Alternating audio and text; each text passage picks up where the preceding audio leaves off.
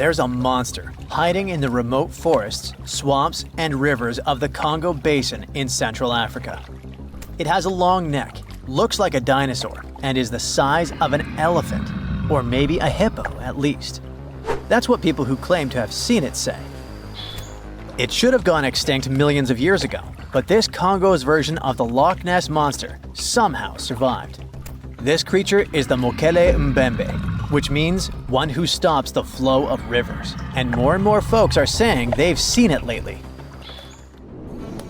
European explorers first heard the stories of this creature from the people living near the Congo River in the early 1900s. A German captain even included a description of the monster in his official report from his expedition. The locals told him the animal was of a brownish-gray color with smooth skin, a very flexible neck, and only one long tooth that could be a horn. Some of them mentioned a long, muscular tail, like that of an alligator. They also said that the creature lived in the caves, but climbed the shores even in the daytime to find some plants to eat. Locals also believed its favorite snack was a kind of liana with large white blossoms. Some of them even showed the German captain some fresh path the monster left leading next to those plants. And they warned him that Molembe definitely didn't like humans and took down any canoe that would sail nearby. Dinosaurs were a real hit in pop culture in the 1910s, and several newspapers in Europe and North America wrote about the dino-like monster from Africa back then. In the later years, several expeditions traveled to the Congo Basin to search for Molembe or interview claimed witnesses. They did not find any direct physical evidence, but collected many stories. One zoologist in the 1980s said he took a film of Molembe, but the footage did not develop properly. Stories and movies like Jurassic Park have kept the dream alive that dinosaurs might still be hiding somewhere in deep forests. At some point, people stopped reporting sightings of the creature as often, so it almost became a forgotten legend. But it all changed recently, as many people claim to have witnessed the mythical monster with their own eyes. Cryptozoologists, those fans of mysterious creatures, believe it could be a dinosaur that, for some reason, didn't go extinct, related to a brachiosaurus or a diplodocus. This idea comes from how people describe seeing the creature, with a super long neck, a huge body, and a tiny head. They think it might have stayed hidden in the deep forests of Africa all this time. But scientists say that if it really were the last living dinosaur, we would have found some real proof by now, like a photo or bones or something showing it walking around the Congo Basin. Some expeditions that are trying to find proof the monster is real have even used sonar technology to scan the murky waters of Central African rivers and lakes in search of any large, unidentified creatures. Some people even narrowed down the monster's location to a specific remote lake, surrounded by untouched jungle in the swamps. So far, the search for evidence hasn't been successful. The explanation behind all the sightings of the Molembe could be the changing ecosystem.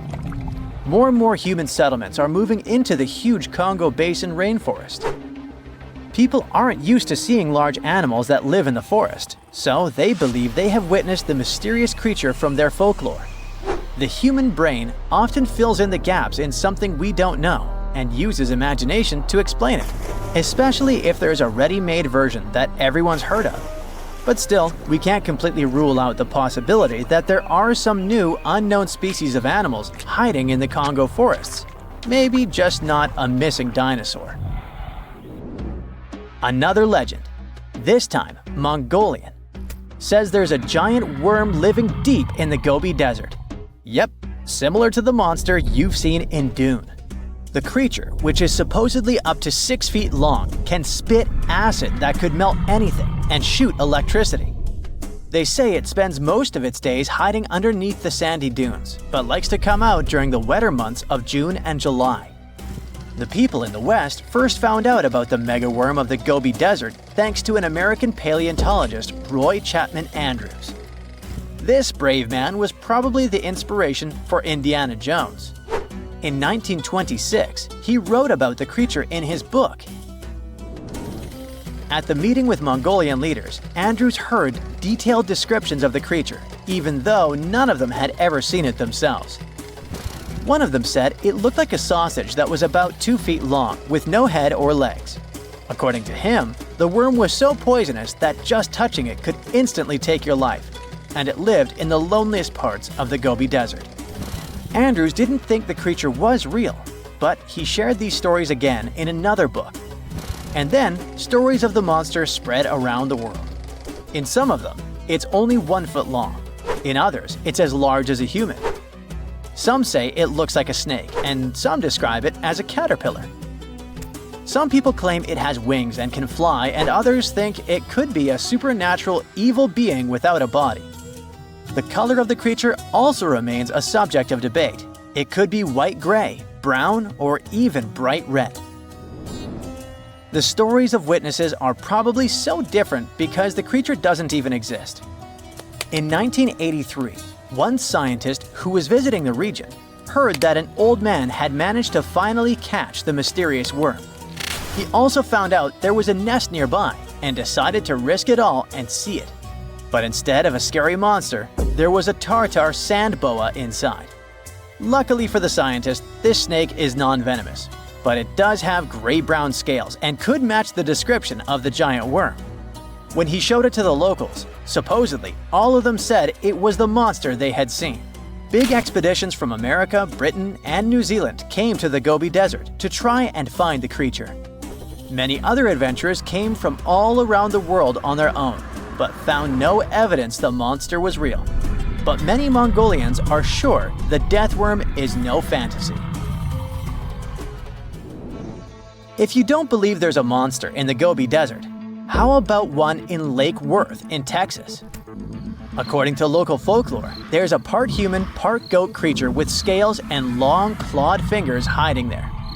It all started back in July 1969, when locals claimed to have spotted this mysterious creature roaming around. The newspapers loved the story and started reporting about new sightings. One article said that the monster jumped out of a tree and landed on some guy's car. Another report claimed that the Lake Worth monster decided to throw an automobile tire at a group of people. Someone even managed to take a photo of the creature, and the newspapers published it. Locals started flocking to the lake at night, hoping to catch a glimpse of the creature, but no one could find any evidence it was real after all. The author of the monster's photograph later said it was most likely someone's prank, because the creature really wanted to be seen. Then, a reporter from the local newspaper received an anonymous letter saying that it was 3 high school students who decided to dress up and scare people. Even despite this, some cryptozoologists think it could have been an undiscovered primate species that walks on 2 legs. We don't know if the Worth monster is real, but it does one good thing and brings together the local community. Every year since 2009, they throw the Lake Worth Monster Bash. In 2011, scientists from Chile found a weird-looking fossil in Antarctica that looked like a squashed football. Almost 10 years later, the rock just sat on a shelf in Chile's National Museum of Natural History with no specific label. It went by The Thing in the museum because it looked like something from a science fiction movie. When the scientists finally got their hands on the strange fossil, it turned out it was actually a giant soft-shell egg from around 66 million years ago. This one is more than 11 inches long and 7 inches wide. A regular chicken egg is just 2.5 inches long, and an ostrich egg is almost 6 inches long for comparison. So, the Thing won the title of the biggest soft-shell egg ever found and the second largest egg of any animal we know of. The only bigger egg that was ever found was that of the extinct Madagascan elephant bird, which is also 1.5 times as tall as Michael Jordan. The bird, not the egg. The Antarctic egg is also special because it's the first fossil ever found in this part of the world. So, whoever left it there must have been one big creature, probably a giant sea turtle that lived long ago, like a mosasaur. This is surprising because most scientists thought these creatures didn't even lay eggs. So this discovery could change what we know about them. The egg is also unique because it has a thin eggshell and no pores, which is totally different from most dinosaur eggs. It actually looks more like the eggs of lizards and snakes, but it came from a giant creature related to these animals. No known dinosaurs or flying reptiles from that time and place were big enough to lay such a huge egg, so it must have been a mosasaur after all. But we can't be 100% sure. Scientists did a lot of work and studied 259 types of living reptiles, like lizards and snakes, and their eggs. From this, they figured out that the mommy who laid the egg was probably at least 23 feet long, not counting her tail. During the late Cretaceous period, this part of Antarctica might have been like a nursery. Paleontologists have found bones of tiny mosasaurs and plesiosaurs in the same area, along with bones from the grown-up ones.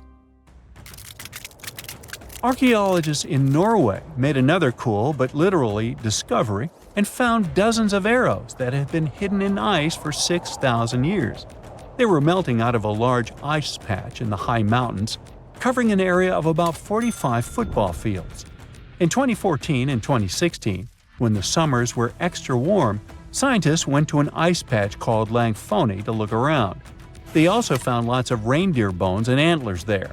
Some of the arrows were whole and some in pieces, along with 5 arrowheads around the melting ice patch. This is more arrows than have been found at any other frozen site in the world. Some of the 68 found arrows date back to the Neolithic period, and the newest ones are from the 14th century of the Common Era. Ice is like the perfect time machine that can preserve whatever ends up there in an almost perfect condition. Langfoni became famous as one of the first ice patch sites after a local hiker found a 3,300-year-old leather shoe right next to its edge. Scientists are studying places like this to understand how people use these sites and how the ice patches from Norway to North America changed over time. Now, once upon a time, around 32,000 years ago, to be exact, a squirrel buried some seeds near a river in Siberia. Am I the only one getting the Ice Age vibes? Anyway, these seeds belong to a plant with cute white flowers. Thousands of years later, a group of scientists found these seeds buried deep in the frozen ground, about as far down as a 12-story building is tall. The seeds were surrounded by ice and bones of animals, like mammoths, bison, and woolly rhinoceroses. The mature seeds had been damaged, maybe by some squirrel, but some of the younger seeds still had good plant parts inside them. The scientists carefully took those out and put them in small containers to help them grow. And here comes the coolest part. They were able to grow the plants. Their flowers were shaped a little differently from the flowers of the same plant that grows today. After a year, the Ice Age plant even made new seeds. Based on this, the scientists suggested that permafrost could be a depository for an ancient gene pool, and we could find extinct species there and bring them back to life. Scientists on an icebreaker in Antarctica were looking for whales, but found something way more unusual. The camera behind the ship, which is as heavy as a car, detected 16 million ice fish nests on the floor of the Weddell Sea. The nests were located about every 10 inches in all directions and covered an area of 93 square miles, which is slightly bigger than the whole of Washington, D.C. The colony even had a distinct border, which was a line in the sand. The scientists were in the area because they were studying a special spot in the ocean where the water was a little warmer than the water around it. In this warmer water, they found tiny animals called zooplankton near the top. When the young ice fish hatch, they swim up to this area to eat the zooplankton before going back down to the seafloor to grow up and have their own offspring. Since there was so much food, it made sense to see ice fish in this warm water. But they didn't expect to find such a huge number of ice fish nests, much more than anyone had ever seen before. New Zealand's Antarctic Heritage Fund found some old photo negatives in a hut in Antarctica. They turned out to be unique images from the Ross Sea Party. It was a famous failed expedition led by Ernest Shackleton. He wanted to become the first person to cross Antarctica by land, from the Weddell Sea to the Ross Sea, passing through the South Pole. But things went wrong when their ship, the Aurora, was blown out to sea. They had to use the hut from another explorer, Captain Robert Falcon Scott. His goal was to be the first person to reach the North Pole, but sadly, he didn't succeed either. The negatives were made of cellulose nitrate and were found stuck together in the small box. The trust took the negatives back to New Zealand, where they carefully separated them and discovered 22 hidden images. Many of the photos were damaged, but the trust could still recognize some familiar places around McMurdo Sound, a well-known area in Antarctica. No one knows for sure who took the pictures. In December 2021, some scientists noticed a strange mark on the Larsen ice shelf, a giant sheet of ice off the eastern coast of Antarctica. They thought it might be a river flowing under the ice, so they drilled down over 1,600 feet to check it out. They expected to find water, but they didn't expect to see that the water was full of fast-moving creatures called amphipods. The scientists also found that the water in the underground river had unusual layers of currents moving in different directions, which they still don't fully understand. Another surprising thing happened during their research. On December 20th of the same year, a volcano erupted far away in Tonga, and the pressure waves from the eruption were detected all the way down in the ice river in Antarctica. It shows how everything on our planet is connected, even in the most distant places. Well, guess what? Blue Origin, the company owned by Jeff Bezos, has sent dinosaur bones to outer space. Can you believe it? Why? Well, it's all part of their Dream Big initiative to inspire people, especially students, to reach for the stars.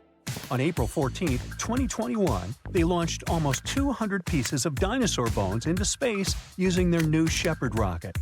These bones are super old, like between 66 million and 70 million years old. They were fragments from a dinosaur called a Dromaeosaurus, which was part of a raptor family. It was kind of like a bird, but also a fierce hunter. It was about 7 feet long and had sharp claws on its feet. These guys were really good at hunting and slicing into their prey, you think? Can you imagine how cool it would be to see a real dinosaur like that? The bones were carefully packed into a small container that was about 4 inches long. Then, on April 14th, they launched into space on a test flight of Blue Origin's New Shepard rocket. The rocket went 65 miles above the ground, which is a little above the point where Earth ends and space begins. The dinosaur bones were in space for about 10 minutes and 10 seconds. Alongside them were more than 25,000 postcards from members of the Club for the Future, which is a special group that Blue Origin created to inspire future generations. There was also a test dummy named Mannequin Skywalker on the flight to collect data. Once the dinosaur bones came back from their trip to space, they were put on display. Each of them was carefully placed and shown to people who are part of the Club for the Future, as well as in museums all around the country. But you know what's even more surprising? This wasn't the first time dinosaur bones went into space. In the past, NASA astronauts also took fossils on their mission. Back in 1985, a piece of a baby dinosaur's vertebrae and an eggshell flew on NASA's Space Shuttle Challenger. And in 1998, a 210-million-year-old skull went on to space on another shuttle called Endeavour. They must have had quite an adventure up there. I don't know, do fossils have fun anymore? Oh, and don't forget about the Tyrannosaurus rex. Yep, even parts of a T-Rex were sent into space in 2014 on NASA's Orion spacecraft. I bet those bones were really big and scary looking. But, surprisingly, this is not the only strange thing we've sent into space. In fact, a lot of our weird stuff has been there. For example, back in 2018, Elon Musk, the guy behind SpaceX and Tesla, did something totally wild. He sent his own shiny red Tesla Roadster into space. But that's not all. Inside the car, there was a dummy dressed in a spacesuit, and they named him Starman. How cool is that? Originally, the plan was to put the car in orbit around Mars, but something unexpected happened. The car went way past Mars and got stuck going around the Sun instead. Can you imagine driving a car around the Sun? It takes almost 560 days for the car to complete one lap. It's almost a 2-year-long trip.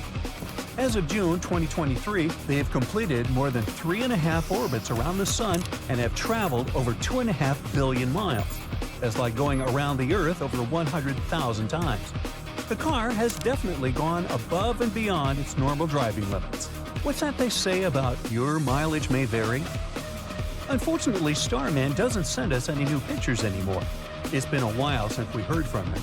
Scientists think that both the car and the dummy passenger may have suffered some damage during their cosmic adventure. But, oh well, it was inevitable. It's space after all. Now, another strange thing that will be launched into space is the president's hair. Yep, you heard that right. On President's Day 2023, a company called Celestis made an unusual announcement. They're going to send some famous president's hair into outer space. Hair samples from George Washington, John Kennedy, Dwight Eisenhower, and Ronald Reagan were carefully collected and verified. This precious presidential hair will then be placed on the Enterprise spacecraft, which is going to launch from Cape Canaveral, Florida, sometime in the summer of 2023. But wait, that's not all. The spacecraft won't just carry president's hair. It will also have remains of other important people. One of them will be Gene Roddenberry, the creator of Star Trek. Some of his ashes were sent into space before, back in 1997, on Celestis' first flight. Well, I guess some of his remains still remain for a second trip. Now, here's the best part. The Enterprise spacecraft will not stay close to Earth. Oh no! It'll have a grander destination. It's set to travel beyond the farthest reaches of our solar system. It's going on an incredible journey into the unknown, from hair to eternity. Prices starting at $12,500 and up. But it's not as cool as a space party. Back in January 2018, something totally funky happened. Rocket Lab, an aerospace company, secretly sent a giant disco ball into space. They named it the Humanity Star, and boy, was it a sight to see. This massive mirror was about 3 feet wide and covered in 65 shiny panels. It spun rapidly as it orbited around our beautiful planet, reflecting sunlight back to Earth. It was so bright that you could even spot it without a telescope. The Humanity Star was like a dazzling reminder of how delicate and special our place in the universe is. But here's the sad part. The disco ball's time in space was short-lived. It came back down to Earth's atmosphere on March 22nd, just 2 months after it launched. That was way earlier than expected. Guess the party had to end sooner than they thought. Now here's a fun fact. Just like with Dinosaurs, the Humanity Star wasn't the first disco ball to make its way into space. Starshine Project launched 3 similar shiny objects between 1999 and 2001. One of those groovy satellites, Starshine 3, stayed up in space for over a year. And let's not forget about Japan's mirror-covered satellite called Odyssey, launched in 1986, which is still up there orbiting Earth today. Humans sure love to send disco balls into space, huh? Well, scientists also have a sense of humor. So, prepare for some interstellar monkey business. Sometimes astronauts like to dress up as animals while in space. Back in 2016, an astronaut named Mark Kelly had a hilarious plan. He smuggled a full-body gorilla suit to his twin brother Scott, who was staying on the International Space Station. Can you imagine a gorilla floating around in space? Well, it happened. There's even a video that went viral. Scott surprised another astronaut, Tim Peake, from the United Kingdom, by chasing him through the different modules of the ISS while wearing the gorilla suit. And here's the twist. Tim Peake was actually in on the joke, so it was all a good-natured prank. Now here's a funny backstory. Mark Kelly had actually tried to send the gorilla suit to Scott in 2015. He hid it on a SpaceX Falcon 9 rocket, but sadly, the rocket went up in flames shortly after liftoff. Talk about bad luck for a gorilla suit. But do you know what item had better luck? The famous lightsaber from Star Wars, wielded by none other than Luke Skywalker himself. In 2007, a team of astronauts had a special mission. Alongside assembling the Harmony module on the International Space Station, they brought along Luke Skywalker's lightsaber. It was a tribute to the iconic movie series that inspired so many space lovers. The launch coincided with the 30th anniversary of the first Star Wars film, A New Hope. Fun fact, this lightsaber was Luke's second one, a cool green laser sword from Return of the Jedi. So these are the weirdest things we've sent into space. Next time you gaze up at the night sky, remember it's not just planets and stars out there. It's a cosmic playground filled with strange and wonderful objects from our very own Earth. And who knows what peculiar items will venture into space next?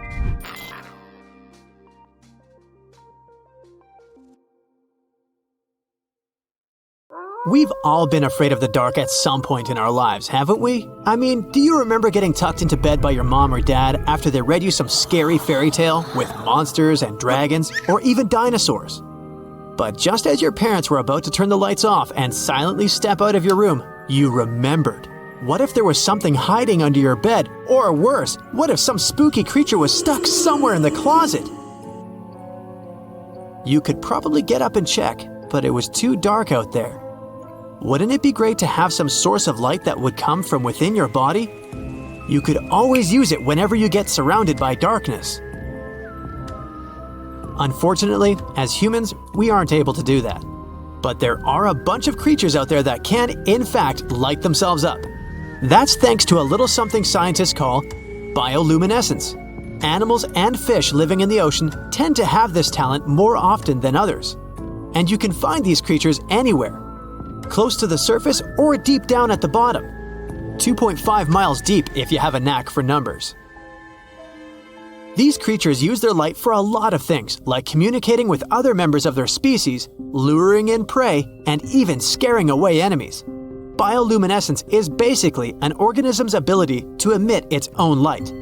Chemistry has a lot to do with it. Such animals use two chemicals, one called luciferin and the other called luciferase. Add a bit of oxygen and bam! Light! Should you ever wonder if you actually observe bioluminescence or if someone just dropped a glow stick in the ocean, be on the lookout for neon blue, green, or even red sparkles in the sea. They're usually spread over a large area. This can even make the water look like glitter or a starry sky. You can thank squid, tiny crustaceans, and algae for this romantic atmosphere. Now, I've got another unusual phenomenon for you. How about a golden waterfall? I'm not kidding, it actually exists, and it's a natural phenomenon.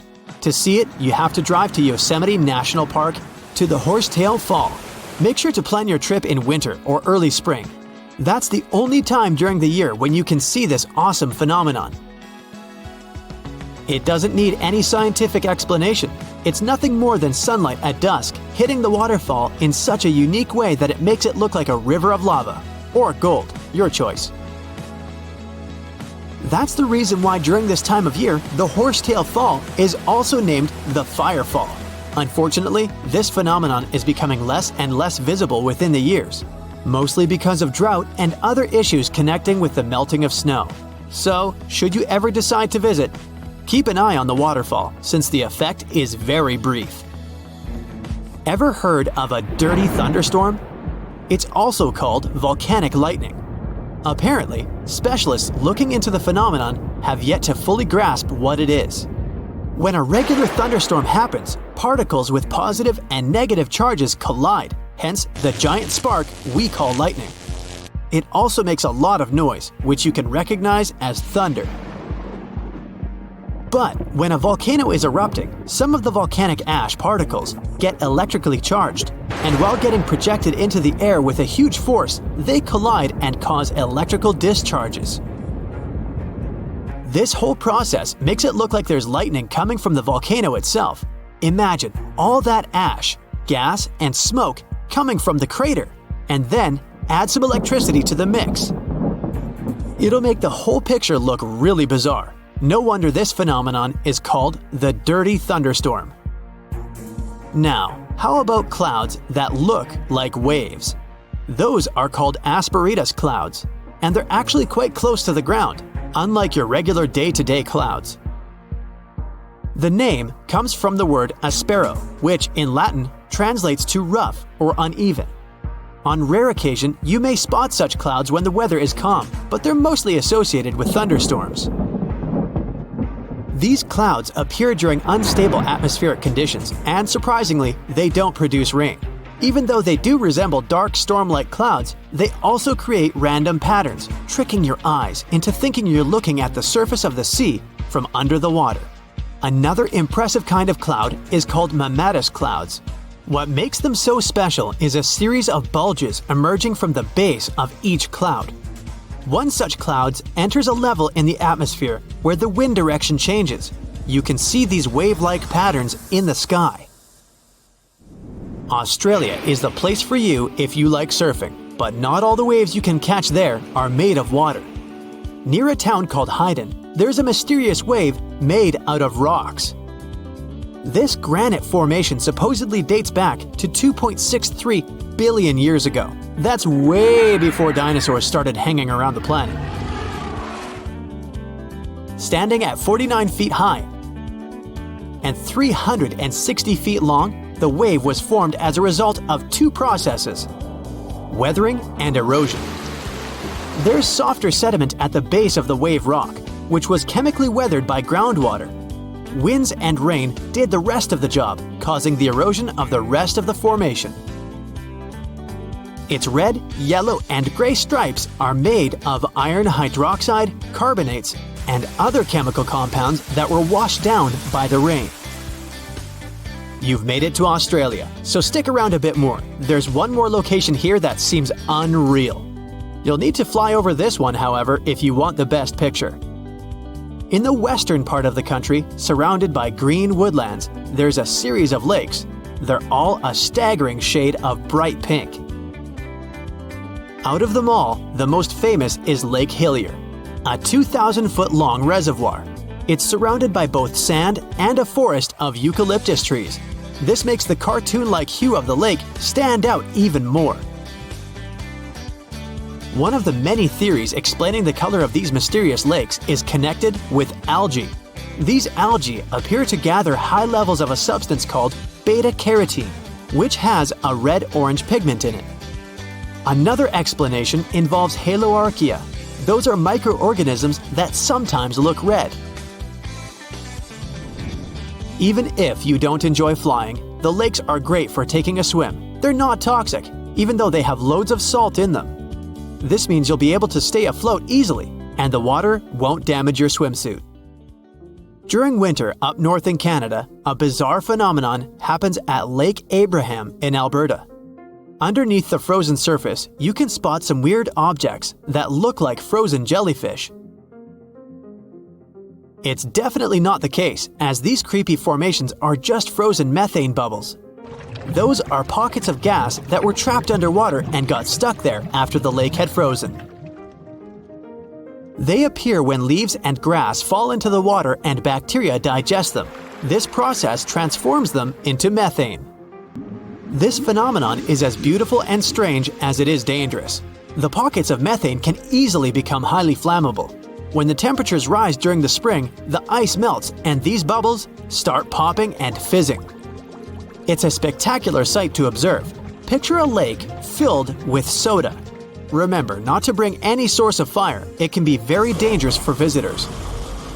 You can check out these types of lakes all across Canada's Banff National Park. Nature often tends to make its own music. Just listen to the sound of crickets at night, or the soothing noise of a waterfall. But in Bucks County, Pennsylvania, there's a strange geological phenomenon which takes nature soundtracks to a completely different level. These are called the ringing rocks, and scientists still can't explain their unusual behavior. If you strike these rocks with a heavy object, like a hammer or another rock, the stones will make a ringing sound, as if they were hollow, but they're not. What makes the ringing rocks even more bizarre, apart from the mysterious sound they make, is that no animal wants to hang around there. Even though the rocks are surrounded by a thick forest, scientists haven't managed to trace any animal activity in the area yet. Even more striking is the fact that despite all the trees around the rocks, you won't find any leaves lying on the boulders. What makes these rocks so unappealing for both animals and vegetation is still up for debate. Boom! An explosion of supersonic waves, interplanetary heat, dust, fumes. The Earth's atmosphere has been invaded by a cosmic rock the size of Everest. A few seconds ago, this rock, weighing trillions of tons, was hurtling towards Earth. It could fly from New York to Anchorage faster than you could fry yourself an omelet. This monster's name? The Chicxulub Incident. Epic name, right? 66 million years ago, it crashed into the Earth. Back then, dinosaurs ruled the planet, but not for long. The epic collision took place in modern Mexico, in the Yucatan Peninsula, right near Cancun, where the dinosaurs were vacationing. Well, probably not. Still, the huge space rock hit the ocean, but even all that water couldn't stop the inevitable. The collision caused a huge amount of energy to be released. The horror on a planetary scale had begun. Imagine a mini-sun lighting up the surface of the Earth with tsunamis the height of the Statue of Liberty bursting from the epicenter of the watery impact. Not good. The blast blew through the surface of the Earth. It was as hot as an oven and burnt everything in its path. The impact provoked a colossal earthquake and serious volcanic activity. A bunch of volcanoes simultaneously released hot lava and ash into the prehistoric skies. Millions of tons of ash and soot poisoned the air. This formed a huge ash cloud in the atmosphere, which blocked out the sun's rays for several years. The long winter had begun. Only there wasn't any snow falling from the sky, but rain made of sulfuric acid. Yes, the Chicxulub incident might just be the most important thing that ever happened in the history of our planet. Even more than YouTube. Back then, there were loads of volcanic eruptions, a lot of flammable oxygen in the atmosphere, constant temperature changes. It was the perfect and worst time for all of this to go down. So, how are we so sure about all this? Well, the asteroid left an absolutely huge crater on the planet's surface. Today, this scar is hidden under the Gulf of Mexico. Scientists found a lot of places on Earth with abnormally high levels of iridium. This metal is very rare on Earth, but it's in a lot of asteroids that scientists have examined. Scientists studied some 66 million-year-old rocks. In the layers of rock, they found dust, the same dust that comes from asteroids. This could only have happened if a huge asteroid had crashed into Earth. The catastrophe led to the extinction of not only the dinosaurs, but also the asteroid. It was so hot at the point of impact, part of the asteroid just disappeared. A lot of water vapor and carbon dioxide shot up into the atmosphere. But the biggest problem, sulfur. It got kicked up by the asteroid impact and flew up into the air. These tiny sulfur particles blocked out a lot of the sun's rays. Without the sun, a lot of plants disappeared and the climate eventually got colder. The immense heat turned stones into glass. Scientists call these things tektites. The energy of the impact threw them up into the skies. After a short flight, the tektites fell down to Earth. But it wasn't pretty. Rain fell too, only instead of drops of water, you'd have seen hot glassy fireballs. They bombarded the planet's surface for days. The tektites set fire to everything. Scientists found evidence of this all over the world, not just near the collision site. But a lot of things from back then are still a mystery. Some scientists think that Chicxulub wasn't even an asteroid. It might have been a comet. Asteroids are mostly made of stone and metal. Most often they kind of look like a potato. A comet contains rock, metal, and ice. Comets look like dirty cosmic snowflakes, complete with ammonia, methane, and carbon dioxide. Comets sometimes come from the Oort cloud. It's a huge cloud of ice and debris around our solar system. From time to time, comets break free from the pack and head towards our sun. According to scientists, this special comet flew right past Jupiter. The gravity of that huge planet accelerated the comet even more. It flew towards the sun, gaining more and more speed. The comet's outer ice shield started to evaporate, and it probably gave off a lot of dust and gas, which made it look like it had a tail. The sun's gravity eventually shattered the comet apart. One of the fragments flew through space and crashed into the Earth 66 million years ago. So, asteroid or comet? The truth is, we'll never know. What we do know is that the Earth was seriously unlucky to be in its path, and it was never the same again. The catastrophe stopped the development of 75% of life on Earth. Some bigger marine animals, like crocodiles, turtles, and fish, survived the impact. Out of all land animals, the only ones to survive were the ones that were, on average, smaller than the modern raccoon.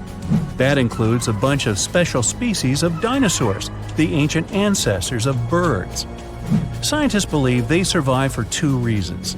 After the huge impact, it took a long time for plants to start growing again, and a lot of animals didn't survive.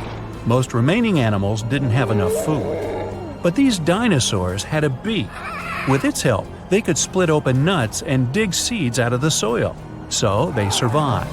The second reason is that these lucky guys had bigger brains. Some people think that they were able to cooperate with each other and quickly adapt to the new conditions. Other life forms survived too. Fungi and mold survived underground and underwater. Gradually, the darkness cleared away, and ferns began to take over the lifeless landscape. After a few thousand years, forests started to reappear. The animals that survived were pretty much all inconspicuous and small creatures. They lived in burrows, safe from all that hot ash. Before the collision, mammals had lived in the shadow of dinosaurs. But with all the dinosaurs suddenly gone, things were about to change. Mammals were able to take over. They began to dominate life, at least on land. Back to the moment when everything changed. Turns out, it wasn't the size of the asteroid that made it so powerful. It was more about the angle in which it hit the Earth. If the angle of impact had been different, the dinosaurs might have even survived the catastrophe. So, what would that have looked like? Well, let's travel back, way back. Oh no, there's a giant asteroid heading for Earth. Oh, wait, never mind, it missed. Whew. There are plenty of earthquakes, tsunamis, and volcanic eruptions every day, but dinosaurs don't mind that much. No big deal. Fast forward a few million years, and most of these ancient lizards have changed and are now unrecognizable. Thanks to a couple of ice ages, many dinosaurs are now totally covered with feathers to protect them from the cold. Mammals exist, but they're few and far between. You see a lot of bats in caves. There are tons of rat-sized rodents in the forests. During the day, they hide in the undergrowth or in burrows. At night, they go out in search of food. There are no horses, no elephants, or other large mammals.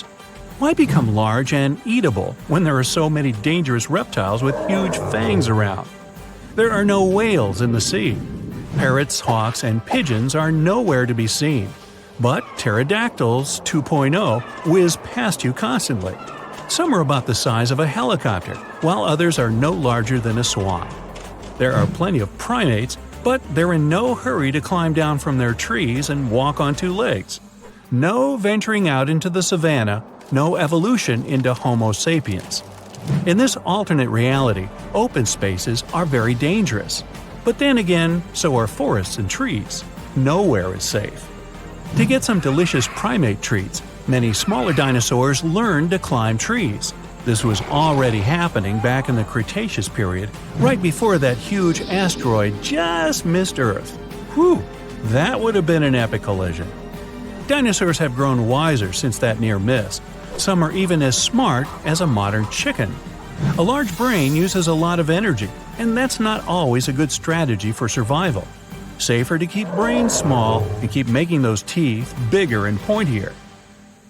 66 million years ago, I wasn't around then, a huge asteroid hit the Earth and triggered the mass extinction of almost all living creatures on the planet, including dinosaurs. Had the space object crashed somewhere else, some dinosaurs would have been able to survive and still live nowadays.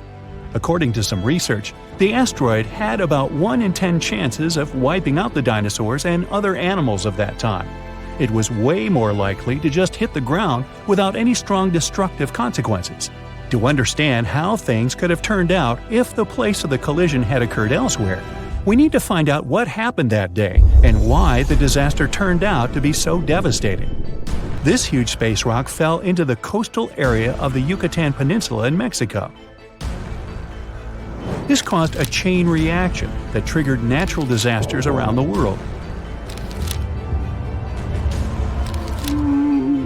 The place the asteroid hit is called Chicxulub Crater. Now half of this area is underwater. The asteroid was about 7.5 miles in diameter and moving at a speed of 27,000 miles per hour. This rock, bigger than Everest, was rushing toward Earth faster than the speed of sound by almost 40 times. Wow. The energy released in the collision was as powerful as an explosion of about 10 billion atomic bombs, and the destructive force of the blast wave was just one of several disasters. The asteroid happened to fall in one of the worst possible places, and because of the way it fell, it threw a huge amount of dust into the air. Imagine you're jumping into the water like a professional athlete vertically, leaving hardly any splashes behind. And now think of how much water splashes when you jump into the pool like a cannonball.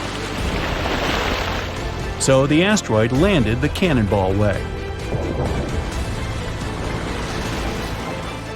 The second disaster the asteroid provoked was soot burning. A small part of the Earth's surface consists of rocks. Only a tiny percentage of that part was rich in oil and sulfur back then.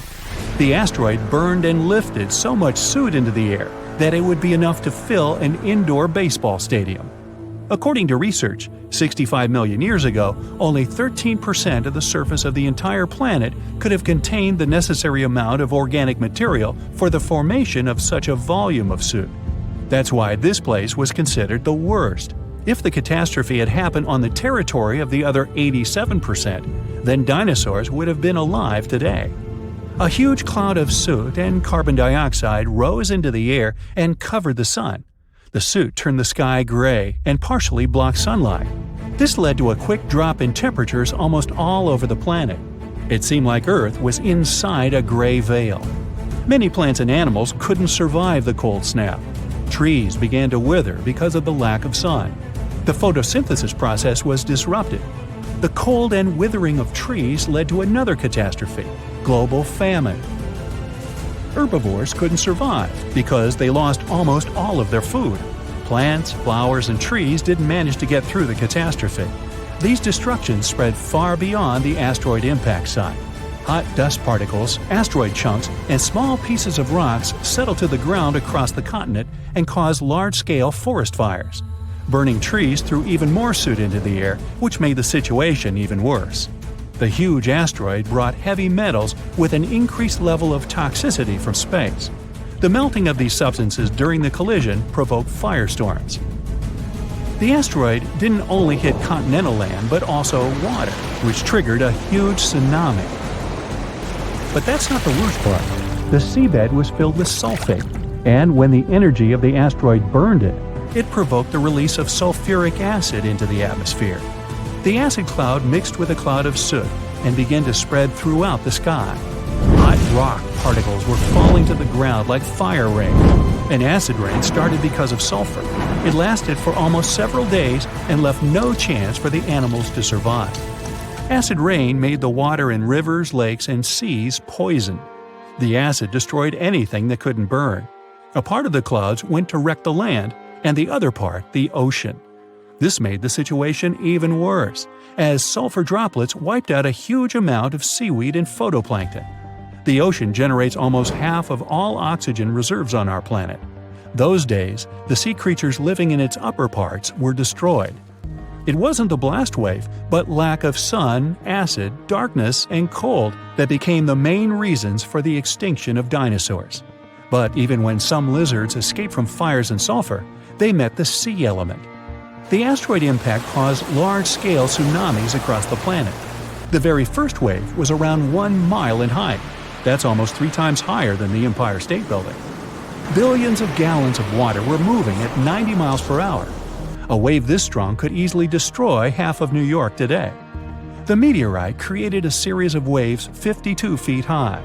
Massive walls of water the size of 5-story buildings collapsed on the shore and demolished everything in their path. Lack of sunlight, temperature drop, acid and fire rains, reduced oxygen production, forest fires, giant tsunamis, and the explosive wave with the power of 1 billion atomic bombs — all this reduced the biological diversity of Earth by 75%. Yeah, that'll change your climate for sure. Giant asteroids used to hit Earth before, but they never caused such disasters all over the planet. What if this asteroid had fallen into another place, say a forest, far from water and mountainous terrain? This would have caused severe fires. A huge black cloud of ash would have risen into the sky and obscured the sun, but it would have unlikely generated acid or fire rains. Most of the species of the planet could have survived this catastrophe. What if the meteorite had fallen somewhere among the ice and snow? This would have provoked a rapid increase in temperature across the planet. Huge tsunamis would have sunk big tracts of land. However, ash and sulfur dioxide wouldn't have filled the sky. Acid rain wouldn't have hit the ocean. Many marine creatures could have survived and lived to this day. And dinosaurs, far from the oceans, wouldn't have noticed the meteorite fall at all. Probably the most terrible events would have occurred if a meteorite had fallen on an active volcano. This would have triggered the largest lava release in history. Destructive earthquakes would have begun, and the whole sky would have been covered with volcanic ash. What if the meteorite had hit some desert? It would have melted billions of tons of sand and turned it into glass. Just imagine glass dunes that heat our planet even more. And we could dig up the well-preserved remains of ancient lizards out of the glass. Anyway, there were many different possible catastrophic scenarios, and the worst of them came true for the dinosaurs. They are unlikely to return, although perhaps they can be reborn. Scientists were inspired by an idea from a famous Hollywood movie. They wanted to find a mosquito that got stuck in amber. They would extract dinosaur DNA from it. But there was a problem with this. The oldest DNA sample they managed to find was 1 million years old. Dinosaurs were extinct about 66 million years ago. Besides, DNA is a very fragile thing. The probability that it could have been preserved intact somewhere for so long is very small. So, instead of searching for this ancient dinosaur DNA, scientists decided to take DNA from the closest ancestors of these lizards, birds. Over millions of years of evolution, dinosaur paws could have turned into wings, and elongated mouths could have become beaks. Pelicans are very similar to pterodactyls, ostriches resemble velociraptors, and chickens are very much like T-Rex. Okay, let's just stop and imagine for a moment a chicken the size of a T-Rex. Hey, you want a piece of me? Now, the common chicken is recognized as the closest relative of the huge lizard. Remove the plumage from it, cover it with scales, give a toothy mouth instead of a beak, and attach a long tail. And you get a real mini Tyrannosaurus rex by body structure and movement. Deep in its DNA, there are similar genes that formidable predators have. With the help of genetic engineering, scientists plan to play with its DNA and try to reverse the evolution, which means breeding dinosaurs can become a reality. Well, that could come back to bite you. The problem with that asteroid that destroyed dinosaurs was not that it fell, but where it fell. This colossal space rock found the worst place where it could land. Also, the angle at which it hit the ground was the most unfortunate. If it had fallen vertically, there would have been less destruction. But it fell at such an angle that it threw a huge amount of dust into the air. After the disaster occurred, tons of soot started burning. 65 million years ago, only 13% of Earth's surface contained the right amount of sulfur and oil needed to form a colossal amount of soot. If the asteroid had fallen on the other 87% of the territory, dinosaurs could still be living today, but it hit the worst place and lifted 1 million tons of burning material into the sky.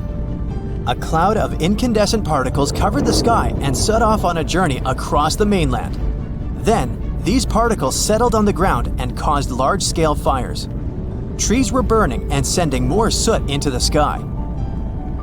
But the asteroid collided not only with rocks, it fell on the coast in a place where the seabed was filled with sulfate. As a result of the collision, it started burning, which caused the release of sulfuric acid into the atmosphere. The air became poisoned. It seems the dinosaurs didn't stand a chance.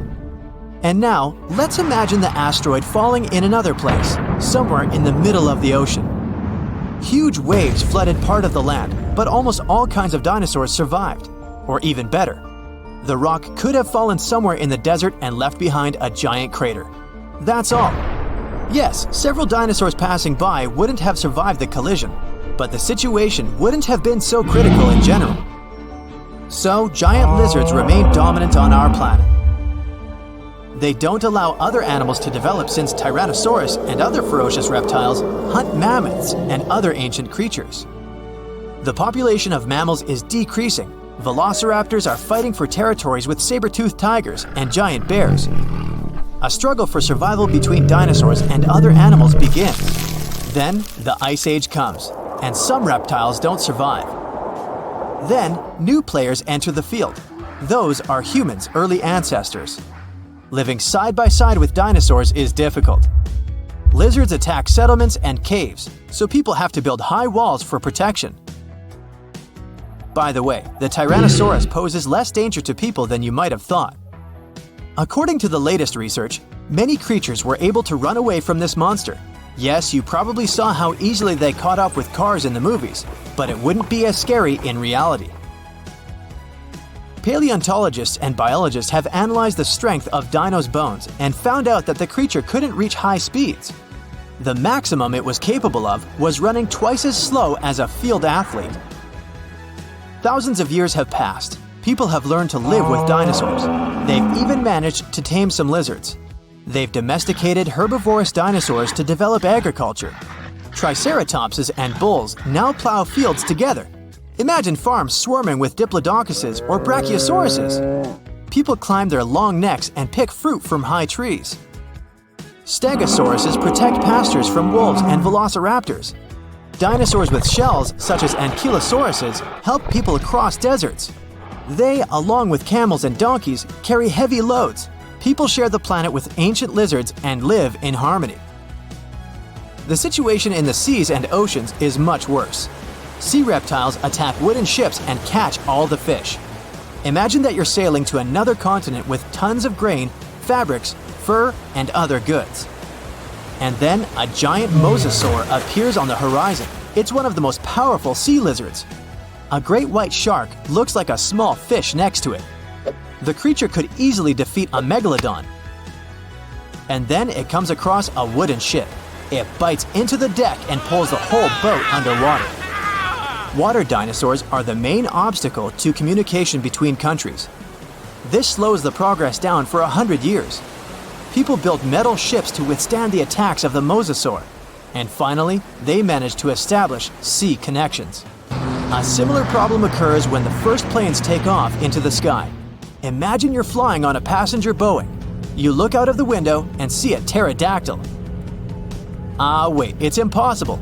These winged lizards aren't so fast, but they can catch up with a helicopter or some old biplanes. This poses a serious threat to flights, so people install sound protection systems on board each aircraft.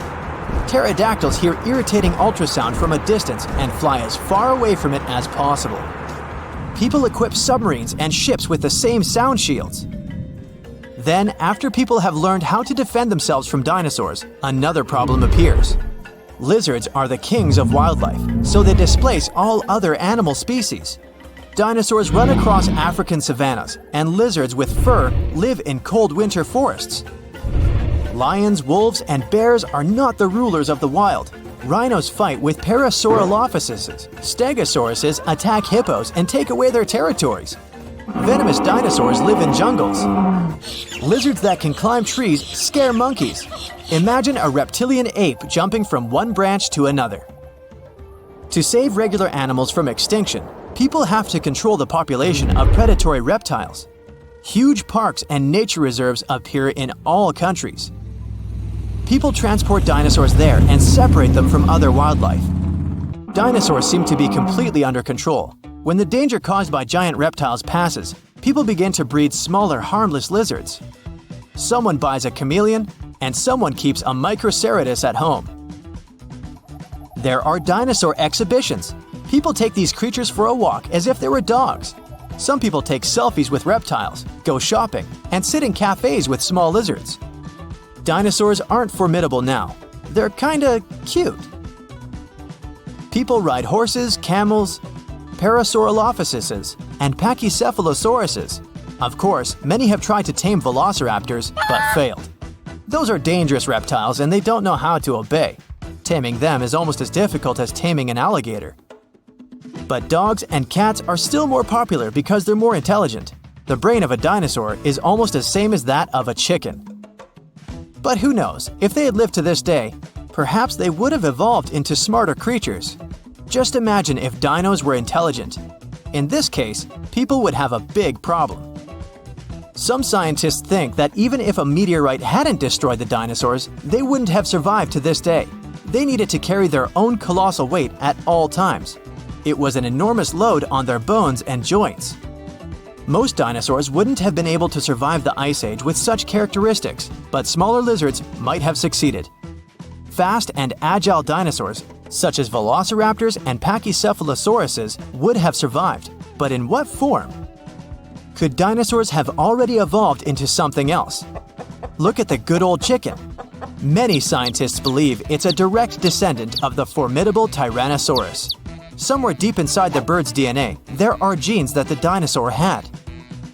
Yep, it's hard to believe, but look at the chicken's body structure and how it walks. Remove the plumage, cover the creature with scales, and give it toothy jaws instead of a beak. And now, you have a mini T-Rex in the coop.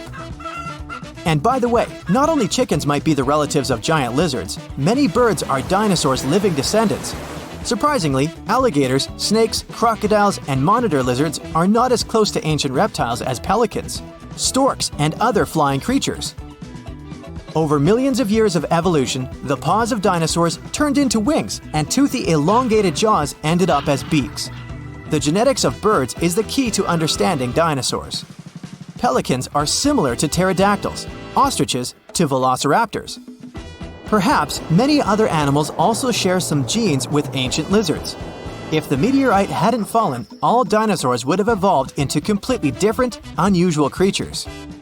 Scientists want to carefully study the DNA of birds and try to reverse evolution with the help of genetic engineering. They hope to breed dinosaurs out of eggs one day.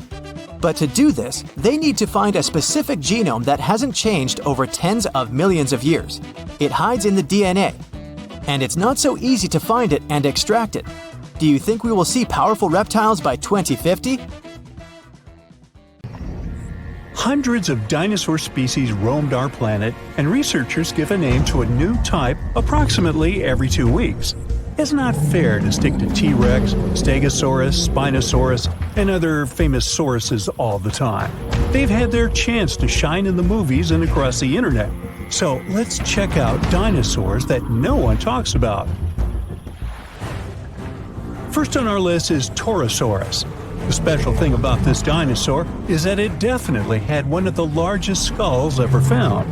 It was big because of this frill going from the back of the animal's skull and covering its neck. The frill wasn't there for protection. It was probably just to show off a bit. The bone in the frill was thin and full of holes. As you can see, it's very similar to Triceratops. There are still debates about whether these two are the same species, but more and more studies show that they were more like cousins. They were probably similar in size, but Torosaurus had a longer head with big openings, as well as longer frill bones with a groove on top. It also had more pairs of horns on the back of the frill. Some like to call Torosaurus a bull lizard. These fellows were plant eaters that may have lived in social groups. They existed at approximately the same age, but Torosaurus somehow ended up on the less popular side of the family. Kentrosaurus was a small stegosaurus. It's one of the least cuddly dinosaurs of all time. Its long, thin spikes seem to be a pretty good defense mechanism. Stegosaurus, on the other hand, had shorter, thicker spikes that were less likely to bend or snap when the animal used them. Now, you wouldn't want to get anywhere near Kentrosaurus, though. Its tail could swing in a big half circle and hit with a force strong enough to break a human skull. Any volunteers? No? Okay. One scientist used scans of the dino's fossils to make a computer model of its skeleton. The model showed that Kentrosaurus had a flexible neck. It must have been really useful for looking around to see if something interesting was going on or if there was any dangerous animals trying to sneak up. Kentrosaurus typically walked on all four legs with straight hind limbs. The computer model tells us it could spread its front legs out to its sides, too. Maybe it was a way to protect its belly during fights. Stegosauruses, in general, had tails that were like big weights at the back of their bodies. That's why their balance point was closer to their hips. That's also the reason why they could easily stand on their hind legs and swing their tails around. So most people haven't heard of heterodontosaurs, even though their fossils show that dinosaurs got feathers way back before we thought and in groups where we didn't expect it. In 2008, paleontologists identified the first known skull of a baby Heterodontosaurus, which was less than 2 inches long, smaller than a tea bag. This baby dinosaur had relatively big eyes and a short snout compared to bigger ones of its kind. Now, what's really interesting is that some scientists used to think that Heterodontosaurus's tusks, like those of modern warthogs, only appeared when they were fully grown. But it seems they had them from the early stages of their life. Heterodontosaurs had 5 fingers on each hand, 2 of which were opposable. It was a good tool, considering the animal probably ate both plants and meat. Humans have different types of teeth, some for biting, some for chewing, and also canines. But most reptiles have just one kind of teeth. Heterodontosaurus was special because it had 3 different types of teeth: small peg-like ones, big teeth resembling canines, and square-shaped teeth that did the cutting job. Scientists are not entirely sure how this creature used these different types of teeth. Maybe it was for digging up roots, breaking into termite nests, or even defending themselves against dangerous animals. Okay, say this name with me now: Psittacosaurus. She was quite a common dinosaur in its time, but she never still gained popularity. Scientists found out that when these dinosaurs were young, they probably crawled, considering they had longer arms and short legs. But as they got older, between 4 and 6 years old, their hind legs started growing much faster and became much longer than their front legs. So, later in life, they likely didn't move on all 4s anymore, but walked on 2 legs.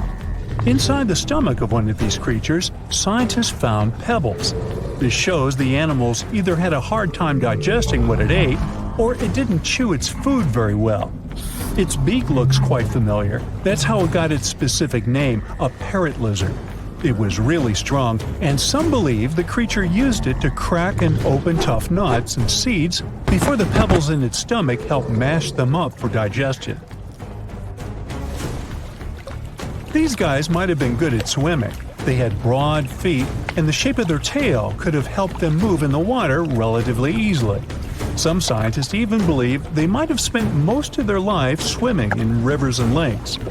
In 2004, researchers found something really sweet: 24 young parrot lizards huddled together. They were too big to be hatchlings, so it could be a bunch of teenagers who had left their nests and then formed a group where they could support one another and defend themselves better. But apparently, that plan didn't work out so well. Now, check this one out: Stygimoloch, or as they call it, Styx demon. We're looking at a peaceful plant-eating creature with bony spikes and knobs on its skull. Most scientists believe it was a younger form of this fellow, even though they used to think they were a separate species. Stygimoloch is smaller than its more popular cousin, but it's also more robust and has a pretty thick neck. This dinosaur, with small forelimbs and long hind legs 3 feet high, which is half as high as an average human. That doesn't sound dangerous in the world of giant and fierce dinosaurs, but the animal had a very thick skull roof. Maybe it wasn't the strongest tool to defend itself, but it probably helped in combat with rivals from its own species. They most likely headbutted to win the hearts of their chosen ones. But rivals from its own herd were a piece of cake compared to the predators that might have gone after it. After all, this dino lived at the same time as old T-Rex. Now, when someone tells you to picture a dinosaur, Chisaosaurus would probably be the last thing coming to your mind. It looks as if you've put together pieces of random animals and tried to make your friends believe this truly was a real animal that once roamed the earth. But it's actually a dino with giant sharp claws on its forelimbs, a bulky body, and a long neck ending with a tiny head. Now, don't let the claws scare you though. These creatures didn't go after other animals since they were herbivores, but these claws could protect the animal from intruders and predators. The full scientific name of this creature describes it as a giant sloth-like reptile from China. This animal was one of the biggest and oldest members of the group where it belonged, which lived around 115 million years ago. No, I wasn't around then. At first, it was hard to tell which animals were related to this weird-looking dinosaur. But in the 1990s, scientists made a conclusion that they were modified plant-eating theropods, which is similar to carnivorous dinos. They also most likely had feathers and small wings, like some sort of a very big turkey.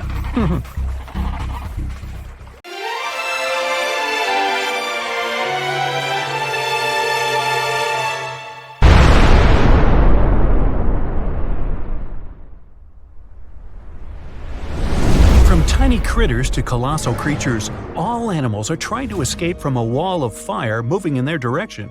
The temperature is rising, and everything around starts catching fire. Soon, lots of animals and plants on Earth will cease to exist. This is the aftermath of a giant asteroid crashing into our planet. But what if dinosaurs had had critical thinking skills? They could have guessed what was going to happen, because this asteroid was visible a year before the impact. 1 year before the impact. With no city lights, all bright spots in the sky are stars. Some of them are planets reflecting the light coming from the sun, like Mars. But one of these dots is the asteroid. Later, it's going to be known as Chicxulub Impactor. It got this name because of the region of modern-day Mexico where it fell. Anyway, at this point, the asteroid looks like a star. It has the same brightness as Neptune. You could even have photographed it with a high-quality camera. If only dinosaurs had thumbs. The impactor is now passing through Jupiter's orbit. From this distance, Earth looks like a pale blue dot. 1 month before impact. The asteroid has become much brighter. It's now the most brilliant spot in the night sky after the Moon. The asteroid crosses the orbit of Mars. Its tail, consisting of dust and gas, is getting longer and longer. It's now as long as 2 times the distance from Earth to the Moon.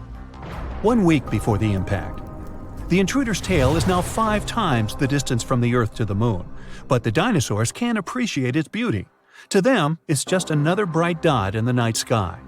If this asteroid were flying toward Earth right now, scientists could pinpoint the exact location of its impact within a mile. Then we would evacuate people from the impact area and avoid a major catastrophe. 1 day before the impact. The Chicxulub Impactor now holds first place among the brightest objects in the sky. The light surrounding it, called a halo, seems even bigger than the Moon itself. The asteroid is now passing through the Moon's orbit. It looks like a bright spot that leaves an ashy trail behind it. 1 hour before the impact. The light from the Chicxulub Impactor is brighter than the full Moon, and its movement can be seen with the unaided eye. Nights on Earth aren't dark anymore. Only now, dinosaurs begin to feel anxious. All animals on Earth start to seek shelter. 10 minutes before the impact. The asteroid is now passing through Earth's orbit. Thousands of small fragments from its tail begin to fall on the planet. It looks like a meteor shower. So far, these fragments are too small. They all burn up in the atmosphere before reaching the surface of the planet. The asteroid is approaching South America. If someone was looking at it from Europe, it looked like a sunset. The bright dot of the Chicxulub Impactor is falling behind the horizon. 2 minutes before the impact. Dinosaurs can now easily see the asteroid's shape. If they knew how to do it, they could even estimate its size. It's a bit more than 6 miles across, which means it's almost the size of Manhattan Island, and the giant's weight is 15 plus 15 zeros pounds. It's flying toward the Yucatan Peninsula at a mind-boggling 7.5 miles per second. At that speed, you could get from New York to Los Angeles in around 10 minutes, but you'd kind of burn up on the way. 10 seconds before the impact. The Chicxulub Impactor is now approaching the ground. A few more feet and bam! The night sky suddenly turns white. The flash is so bright that the sun isn't visible at this point. The asteroid's entry causes a powerful blast that can be heard on the other side of the world. The huge asteroid begins to burn because of friction with the air. It heats up and splits into many pieces. These pieces shower on Earth. After a few seconds, the largest part of the meteorite hits the ground. Its mass and speed provide the Chicxulub impactor with an enormous amount of energy. In the next moment, a super powerful explosion shakes the ground. The blast wave from the meteorite begins to spread out from the impact site. It rips out huge chunks of soil and trees and then pushes them to the ground like dominoes. The temperature of the blast wave is so high that everything around the impact site catches fire. The energy released during the collision also penetrates deep into the planet.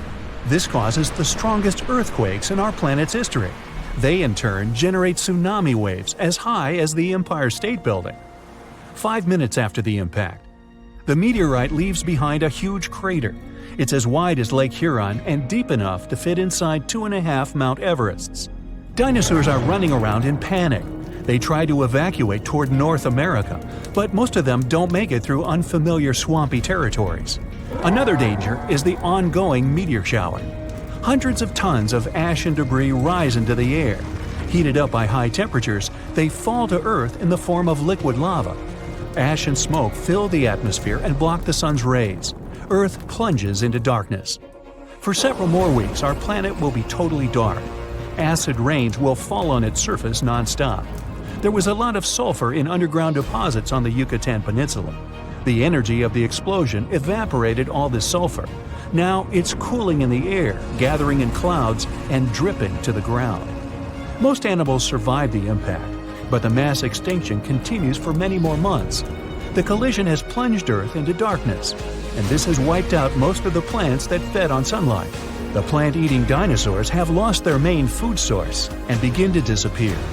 But plant-eating dinosaurs are the main diet of meat-eaters, and now dinosaurs like T-Rex have nothing to eat. Soon they go extinct too. In other words, it wasn't a meteorite that wiped out dinosaurs, but hunger and climate change. Meteorites of this size fall once every 100 million years. It means that such an event might happen again. Will humans manage to survive this disaster? These days, we can look out far into space, and the appearance of an asteroid the size of the Chicxulub impactor won't be a surprise to astronomers. In general, asteroids that are more than 460 feet across are considered potentially dangerous. Anyway, if we know about the approaching space body, we'll be able to build shelters filled with food and water supplies. Once the asteroid is close enough, we can wait for the impact and its consequences inside. But when people come back to the surface, they'll see cities and towns torn down. Our planet will look like a lifeless desert. That's why we need another alternative, which is to prevent the impact. Here, we have many options depending on the size and material of the asteroid. According to NASA, the most effective way is a kinetic ramp. We'll need to send a fairly large and heavy object, such as a spaceship, into space. When it approaches the asteroid, scientists will choose the perfect trajectory, and the ship will crash into the space body. A powerful collision will change the asteroid's course, making it fly past Earth. The further the space body is from our planet, the easier it'll be to send it away. Another option is a controlled explosion on the surface of the asteroid. Newton's first law of motion will help us here. It says if a body is moving at a constant speed in a straight line, it will keep moving that way unless it is acted upon by a force. So, if we make a big enough explosion, or force, the asteroid will shift its trajectory. How much it moves depends on the amount of force applied to it. We can also blast the asteroid right from inside. In this case, there will be no need to change its trajectory. Instead, we'll try to turn one huge hunk of rock into a bunch of smaller fragments. They will burn up in the atmosphere and do no harm to our planet. Another way is a gravity tug. Every heavy object has its own gravitational force and gravitational field. Our goal will be to send a spacecraft to the asteroid and make it fly close to the intruder. The asteroid will attract the spaceship, but its engines will resist. As a result, the ship will slowly but surely pull the asteroid toward itself. This method will take much longer, but gradually, the trajectory of the asteroid will change and it won't crash into Earth, hopefully. We can also use solar power. We can build a spaceship with a system of giant magnifying lenses. Then we'll send that station closer to the Sun. When we spot an asteroid, we'll point the lens in its direction and focus the beam on the space body. The heat from the sun will cause the asteroid's material to evaporate. Eventually, this will make the intruder change its trajectory. Traveling back in time now, this used to be hard. We fly past the Middle Ages, the first human civilization, the ancient ancestors of the first humans, the dinosaurs, the first land animals, the ancient sea creatures, and so on to the very beginning of all time. And there it is! This nebula is our solar system. Right now, it's just a cloud of multicolored dust made of hydrogen and helium spinning around. This cloud has begun to shrink and become denser. There's a theory that there were supernova explosions near our nebula. Their shock waves squeezed the nebula from different sides until the center of the cloud became too heavy. The enormous weight presses it, and nuclear chain reactions begin at the very center of this cloud. It heats the cloud and makes it glow. Soon it forms into a dense sphere, and that's how our sun is born. It happened about 4.5 billion years ago. Our planet doesn't exist yet. There's only a disk of dust and space debris orbiting the young sun. These pieces of debris are fusing gradually and getting heavier and heavier. Let's look at the very center of this pile of asteroids. The total weight of the debris compresses the central region so much that a dense metallic core is forming there. The enormous pressure heats the core, and the temperature at the center of the young Earth reaches nearly 10,800 degrees. And there's a liquid core around the solid one. It creates the magnetic field of our planet. Now, when radiation from the sun and the solar wind reaches Earth, it smashes into a shield in the form of our magnetic field. So far, our planet is burning and looks more like a ball of lava. But it begins to cool down, forming a solid crust. At this point, another protoplanet appears on the horizon. It looks more like an asteroid, the size of Mars. And this massive piece of debris flies towards us. It hits the young Earth at such an angle that it knocks a part of our planet outward. The debris itself breaks into several pieces and stops in our orbit. After a while, all of this debris comes together to form the Moon. As a result of this collision, the Earth began rotating too fast. A day now lasts about 5 hours instead of the usual 24. But the Moon is heavy enough to slow our planet's rotation with gravity. Now, the Earth doesn't look like a hospitable place. The gravitational forces of the Moon are penetrating deep into the Earth and causing more volcanic activity. Also, meteorites are constantly falling here, causing frequent explosions on the surface. Ow! The gas that comes out of the volcanoes forms our atmosphere. The ice that was brought to our planet on meteorites evaporates. The vapor rises and turns into rain. This rainwater falls to the surface, cooling the hot lava and forming the first lakes and rivers. For several hundred million more years, Earth resembles the surface of Venus.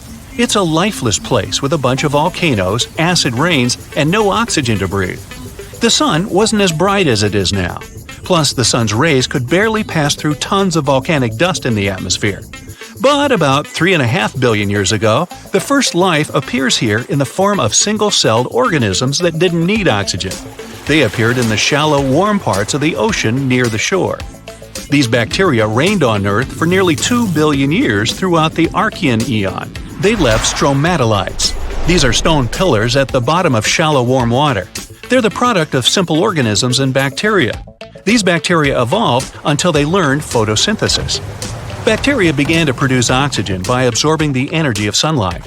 At first, this oxygen was spent on oxidizing rocks, but then excess oxygen began to fill the atmosphere. Plus, at this time, the first algae appeared, which also produced oxygen. This event is called the Great Oxidation Event, good name, which caused almost all living organisms to disappear from the face of the Earth. For simple organisms, oxygen was toxic, and the remains of bacteria and microorganisms sank to the bottom of the ocean. Many millions of years later, these remains will be recycled, and under the tremendous pressure of water and the Earth's crust, they will turn into oil. The Archean eon ended with this catastrophe about 2.5 billion years ago. At the same time, continents were forming on Earth, which would later drift through the world's oceans like puzzles and form a supercontinent. But for now, methane and carbon dioxide still make up most of the atmosphere. They cause the greenhouse effect and the rising temperatures on Earth. But the emergence of oxygen stops the greenhouse effect, and the temperature on our planet drops. An ice age, the so-called Huronian glaciation, which lasted from 2.4 to 2.1 billion years ago, begins. Scientists speculate that our planet was almost completely covered in ice at that time, even on the hot equator. A huge change when you consider that 2 billion years ago, our planet was like a ball and lava, but now it's like a block of ice. Earth, during the Huronian glaciation, was more like Jupiter's satellite Europa. There, too, is a thick crust of ice, under which there's a liquid ocean heated by the core. The evolution of the Sun saved our planet. Since its birth 4.5 billion years ago, it's been getting bigger and hotter. So, after 300 million years of an ice age, the Earth began to warm up. But almost all life there had been wiped out, and evolution has to start all over again. About 1 billion years ago, all of the continents of our planet were assembled into one hypothesized supercontinent, Rodinia, and all the oceans made up one colossal ocean of Miravia. 750 million years ago, that continent broke apart and huge chunks of land began drifting across the planet. Complex plants and multicellular organisms appeared just at this time. Algae, sponges, and fungi weren't the only inhabitants of the ocean. This is Sprigina. They're a kind of worms the size of a human finger. We have remains of these animals that are at least about 550 million years old. 541 million years ago, the Phanerozoic Eon began. The main event at that time is the Cambrian explosion. Life began to blossom on Earth, and a great variety of living organisms appeared. Mollusks and echinoderms like starfish and sea urchins appeared. Living organisms evolved, having not only an internal but also an external skeleton, like trilobites. Some of these things could reach nearly 3 feet in length. Their protective shells suggest that there were predators in the ocean. A food chain started forming at that time. At the same moment, the drifting continents fused again. This supercontinent has a different shape and is called Pannotia. Later, these continents drifted apart again and began to collide with each other. This led to the formation of mountain ranges. Then the continents met for the last time and formed the giant supercontinent Pangaea about 335 million years ago. Here we can already see the outline of the modern continents of Africa, North and South America, Australia, and Eurasia. One of the largest sea creatures ever, the Dunkleosaurus, appeared. Some individuals could be as long as a school bus and weigh as much as a large SUV. The land had a hot and humid climate. It encouraged ferns and other plants to grow faster. Some of them could reach the height of a 3-story building. And for the first time in Earth's history, some animals leave the ocean and go on lands, such as L. generpeton and Ichthyostega. Anyway, at first, they live only on the coast because their skin wasn't adapted to the constant sunlight. In addition, they experience breathing problems. The first animals on land had both gills and lungs, but the lungs were underdeveloped, so they had to return to the water. Millions of years later, these animals evolved into more advanced amphibians. Though they were no bigger than ordinary lizards, they could already live fully on land. But this blossoming of life ended in a new ice age. Glaciers from the poles slowly crept toward the equator. Animals weren't prepared for this, and most of them didn't survive this extinction event. But 290 million years ago, evolution retook hold and more evolved land animals began to appear. Gradually, they increased in size, multiplied, and gave birth to a new species like Scutosaurus and Gorgonopsis. But this period didn't last long either. Only 40 million years later, as a result of unknown events, 95% of all living organisms on Earth ceased to exist. It could have been caused by a giant meteorite or by increased volcanic activity. Also, one hypothesis says it could have been the release of methane from the bottom of the ocean. The Mesozoic era began after this extinction. This is where the dinosaurs, as we know them, appeared and started a new page in Earth's history. Big herds of dinosaurs run through the forest. The temperature rises rapidly, and everything behind them begins to ignite. Some dinosaurs get stuck in swamps and can't get out. Pterodactyls fly over their heads as they try to avoid the blast wave that will soon cover the Earth. This event happened about 66 million years ago. It wiped out almost every living thing on Earth. Birds and flying dinosaurs were just about the only ones who could survive the most massive extinction event ever. Hey, don't blame me, I wasn't around then. Let's go down their evolutionary tree to look at the world's first bird, Archaeopteryx. It was about the size of a modern raven, but it looked like a small dinosaur with feathers. It had many small conical teeth, almost like alligators. It's because Archaeopteryx was closer to reptiles than to birds. However, its brain was 3 times larger than that of these reptiles.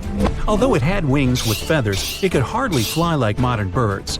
Its shoulder joints didn't allow it to lift its wings above its back, so it couldn't make a full wing beat. Most likely, Archaeopteryx was capable of gliding flights with small wing flaps. Evolution has led to more evolved species capable of full flight. Pterodactyls. These guys had no feathers, but membranes made of skin and muscle. Its wingspan was about the length of a human leg. It could fly perfectly and catch fish and small animals. Although flying dinosaurs could easily outrun terrestrial predators like velociraptors and T-Rexes, most of them didn't make it through the impact of a giant meteorite. Let's look at this event step by step to see how they got to our time. 10 minutes before the meteorite crash. A massive rock about the size of Manhattan Island is moving towards Earth in space. It weighs 460 trillion tons. That's like 3 trillion blue whales, the heaviest mammals that ever lived on Earth, and it's approaching our planet at 12 miles per second. At that speed, it could cross the Atlantic Ocean in just 4.5 minutes. That's twice as fast as our modern spacecraft could fly. 5 seconds before the meteorite crash. Ooh, this is getting tense. The Earth's gravitational force continues to pull the giant meteorite. It blows a hole in our atmosphere and creates a popping sound so loud you could hear it on the other side of our planet. All the animals on our planet wake up in a panic. They lift their heads up and see a huge rock that begins to burn through the air. Smaller fragments start to break away from the main meteorite. This fire is so bright that it shines almost like the sun. Flying dinosaurs and other ancestors of modern birds are the first to sense danger. They make a beeline to the sky and try to fly as far away from the impact site as possible to save their lives. The moment of impact. The colossal mass and velocity of the meteorite give it an enormous amount of energy. As soon as it touches the Earth, it causes an explosion of 150 trillion tons of TNT. The blast wave literally rips out chunks of our planet and throws them up. A huge wall of energy begins to move from the point of impact in all directions. It snatches the trees out with their roots and pushes them to the ground like dominoes. The shockwave completely wraps around our planet. This energy turns into heat. Everything around the impact site begins to ignite. Green jungles and trees turn into smoldering charcoal in seconds. The ground and rocks simply evaporate. The collision caused a massive earthquake. Some dinosaurs may have fallen into cracks that appeared in the ground. A strong earthquake caused a tsunami with waves higher than the Empire State Building. Dinosaurs that weren't trapped in the burning forest were washed away by the enormous waves. The dinosaurs of North America tried to escape by running to the north, but the blast wave inevitably catches up with them. Flying dinosaurs have no problem with earthquakes or tsunamis. They fly high enough to avoid the giant waves, but they will have to contend with continuously falling meteorite debris. 5 minutes after the meteorite crash. A meteor shower of giant rock fragments continues to fall to Earth. Some meteorites were the size of a car, others were more like a large building. Ashes and dust rise into the air. Their temperature is so high that they melt and turn into liquid lava and then fall back to Earth, causing more fires. Meteor showers cause trouble for flying dinosaurs too. They have to maneuver and dodge the falling red-hot rocks. The high temperatures are a huge problem for them because it might make them lose feathers. With no feathers, they aren't able to fly. 10 hours after the meteorite crash. The dinosaurs continuously ran north all this time. They found themselves in unfamiliar territory with many swamps.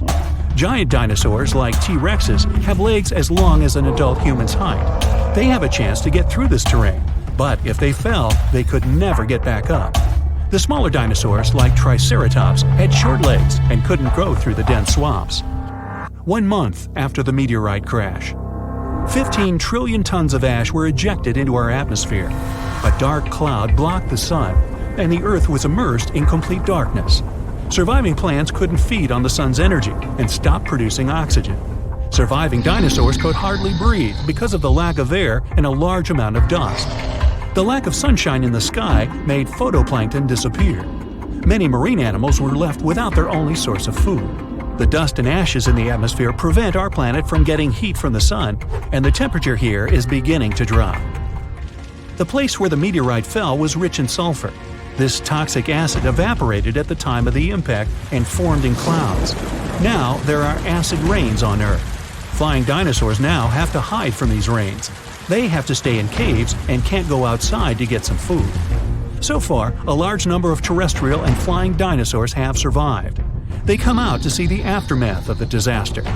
The site of the impact was in present-day Mexico, the Yucatan Peninsula. The Chicxulub crater is located here. It's about 93 miles wide, like half of all of Lake Michigan, and it's 12 miles deep. You could plunge the whole Mount Everest in there, and there would still be 6.5 miles of available space. It wasn't the impact itself that made the dinosaurs disappear. The fire destroyed most of the plants the herbivorous dinosaurs ate. With no food, their numbers dwindled rapidly. Predatory dinosaurs had nothing to eat either. Acid rain and the disappearance of phytoplankton threatened all marine life. Even though birds managed to avoid the blast waves and tsunami, they were short of food too. About 80% of all birds didn't make it to the end of the extinction event. The problem was that all of the forests on Earth were wiped out. Most birds would nest and live in trees. Besides that, the forests were always full of food, from all kinds of ants and termites to flying insects and small mice. So, only those species that lived on the ground and could fly well survived. Most likely, they fed on the seeds of small surviving plants. This habit made flying dinosaurs lose their teeth during evolution. Instead of jaws with a bunch of sharp teeth, they got long beaks to grab tiny seeds from the ground. Although Earth looks like a terrible place to live now, there's an evolutionary boom for birds. They have to travel long distances in search of food. Their wings get stronger. They also feel safe from predators who regarded them as food before. No T-Rex now catches a sleeping bird off guard. About 1,000 years after the collision, the first dense forests appear. It gives another boost to evolution. 1 million years later, forests full of food are populated by the ancestors of modern mouse birds. And 65 million years later, in modern times, we have about 10,000 species of birds. Pigeons, crows, eagles, and hawks, even penguins. These are all descendants of the dinosaurs. But there were other survivors. Some alligator and crocodile ancestors were able to adapt to changing conditions. About 80% of turtle species managed to survive the mass extinction, and now their descendants live among us. Snakes and lizards were also able to wait out the hard times in their burrows. Even some mammals, like monotremes, survived. This hedgehog-sized animal was able to continue to evolve. Many millions of years later, these mammals evolved into primates, which later gave life to modern humans. Much later came the iPhone. You're picking some veggies in the garden when you come across something big and round. It's covered in soil. When you dig it out, you find out it's a giant egg, bigger than one of an ostrich. But you don't have any chickens or ducks. And even if you did, none of those animals could lay an egg of that size. You pick it up. It seems real. You take the egg inside and build an incubator for it. A couple of days pass, but nothing. You go on with your life and forget about the egg's existence. You've been working in your garden all day long. All you want now is to get into a tub filled with hot water and have some dinner later. But while you're eating, you hear some noise coming out of the room with the incubator. You ignore it, thinking it's just some mice scampering around. But then the sound intensifies. You head there and see the eggshell cracking. In a couple of minutes, something begins to crawl out. You grab your phone and immediately start filming it. A tiny reptile pokes out of the now broken egg and starts examining its surroundings. You're shocked. You place your phone on a special platform to keep filming the creature. Meanwhile, you grab your laptop and begin researching what animal it could be. The creature doesn't have the snout of an alligator, nor does it look like a Komodo dragon. You go back to your dinner and feed the reptile some leftover meatloaf. It gulps the food down in a flash. The next day, you build a small terrarium to keep an eye on your new pet. Over the following weeks, you record every second of its life. You call the reptile Buster. The creature has already grown to the size of a dog. It runs fast and jumps pretty high too. You think it might be some new reptile species, but it doesn't crawl like an alligator or a lizard. Your pet has 2 tiny arms and large legs. Its jaws are massive for an animal its size. The reptile also has razor-sharp teeth. Your friend comes over for a movie. At one point, your reptile runs into the living room and starts biting the furniture. Your friend freaks out and starts yelling, "Dinosaur!" You calm him down and take the dino to the garage. You explain to your friend how you found the animal, and he tells you to contact someone to examine it. The next day, you take Buster to the vet and take a seat in the waiting room. You keep your pet in a cage so that no one can see it. But the dino starts growling in a strange way. Many people grab their pets and move away from you. It's finally your turn. You bring Buster in and show it to the veterinarian. The man looks shocked. He puts the creature on a metal examination table and starts looking closely at its features. Sharp teeth and claws, scaly skin. The vet tells you you've been raising a T-Rex for 3 weeks. He calls in other specialists to examine the animal. The next thing you know, you're in a lab with a bunch of scientists studying Buster. You sit there anxiously as they collect its DNA samples. They even ask for the footage you've been recording. After a couple of hours, they come back and tell you that you indeed have a dinosaur. They'll have to keep Buster in the lab to conduct further studies, so you go home feeling a bit lonely. A couple of years pass. Now you have a degree in paleontology, specializing in T-Rexes. You've been working with the lab and monitoring Buster that has turned into a fully grown dino. You also teach at the university and have published a book called My T-Rex Buster. It has become a bestseller. One day, you come back from the university and turn on the TV. That's when you hear breaking news. A large creature has broken out of a lab outside the city. It's now on the loose. They show several images of the beast's footprints that lead to the forest. You get a call from the lab. They ask you to head down there as fast as you can. The researchers tell you what's happened and ask you to accompany them to the forest to find the dino. You put on a special protective suit and get into a jeep. After a couple of hours, you arrive at the spot where Buster was last seen. You get out and try to follow its footprints, but the rain has removed the marks the creature left almost completely. The scientists check the tracking device placed under the dino's skin, but it's not working. They bring some food Buster likes to try to lure it out. After a couple of hours, there's no news.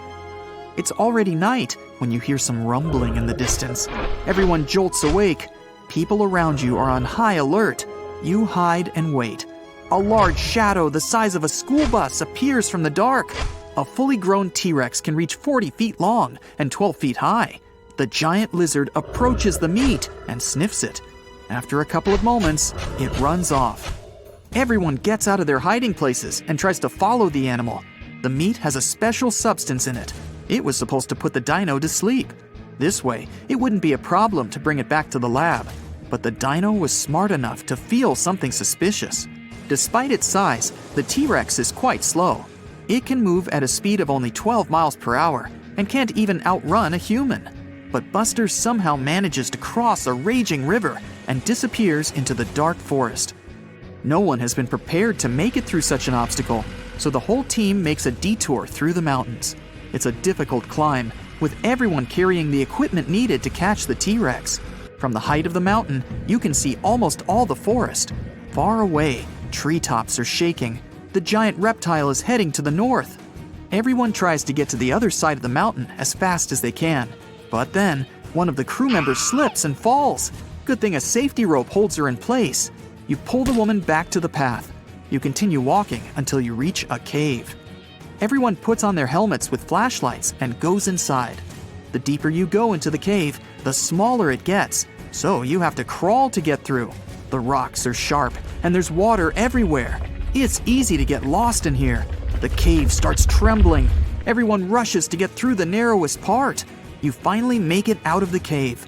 That's when you find out that the cave was trembling because of the T-Rex. It was stomping around the mountain. It spots your group and starts running towards you. People panic and rush back into the cave.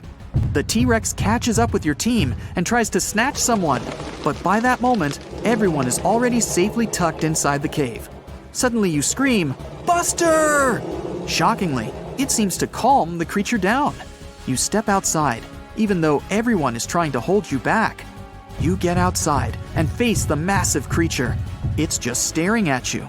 You slowly approach it, trying not to make any sudden moves. Someone from inside the cave gasps. It startles Buster. It starts thrashing and roaring, but you are still there, trying to calm the animal down. Eventually, it gets quieter and comes closer. You put your hand on its head, caressing it. After a few seconds, someone inside the cave steps on a twig and it cracks. The T-Rex jolts and runs away. You're furious. Now, you have to track it once again. After you spend many more hours in the forest, the sun starts to rise. Everyone is exhausted and about to pass out. You decide to call it a day and head back home. But as soon as your team gathers near the jeeps, you receive a notification that a giant T-Rex has entered the city. A helicopter picks up you and the other team members. There isn't enough room for everyone, so several people stay behind, waiting for the next chopper. The T-Rex is dashing through traffic. People in the streets are running for their lives. Dozens of news companies are filming the incident. Many people are posting it on social media. The dino breaks into the mall and destroys everything it sees. Your helicopter lands, and you get out, trying to think of a way to calm the creature down.